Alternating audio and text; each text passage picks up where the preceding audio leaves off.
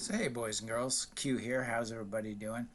Hey, today I want to talk about how fast a motorcycle do you really need? And it's an interesting question. It came up from a subscriber recently. I was talking about some bike. It might have been my Interceptor. I'm not sure. My Royal Enfield Interceptor 650, or INT 650 as they're called here in the States. And anyway, this gentleman was from Germany. And he was saying that this one bike, again, I can't remember which one it was, but it was too slow for him in Germany. And that raised an interesting question. I replied, you're right. If you've got autobahns and you got people doing 110 miles an hour, and you got a bike that struggles to get to 100, is really screaming at 80 or 90 or even 70 miles an hour like some of the Royal Enfields, it's just not fast enough for where you live. And just yesterday I went down to the Royal Enfield dealer in Murrells Inlet, and I sat on the Meteor 350 again.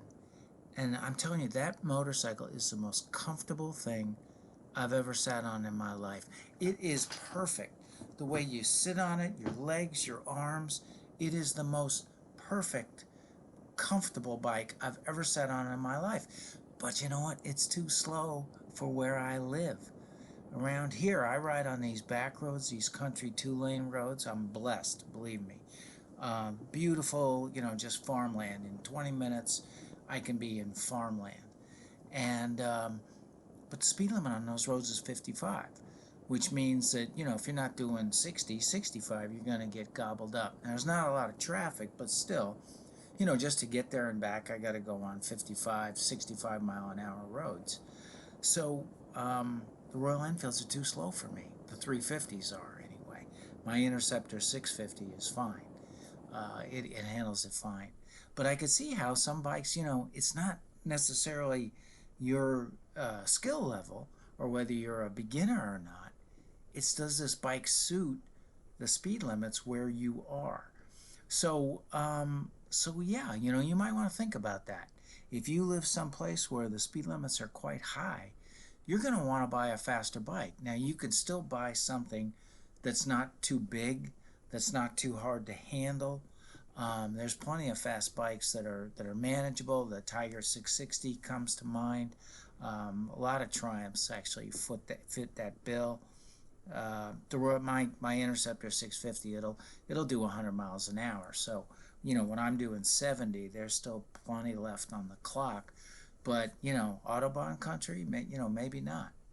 So it's an interesting thing. It's when you're picking your first bike, a beginner bike, it might have to be a fairly quick bike, depending on where you live. And if you live where you've got these little one lane country lanes through I don't know, what do they call those hedges? They have hedges in England. I don't know. I watch them all the time. Stuart Fillingham and Missenden Flyer and all these guys. If you got roads where you could just tootle along at 35, 40, 50 miles an hour all day long and have no problem with that, then yeah, that Meteor 350, oh my God, sit on one of those things. Tell me if that's not the most comfortable thing you ever felt in your life. Meanwhile, I'm riding every day, 50 to 100 miles every day, and I can feel my skill improving. My endurance is improving on the bikes, my anticipation. People do crazy stuff in front of me. I just back off. I let them. That's a whole nother topic, all these motorcycle crash videos, which I watch.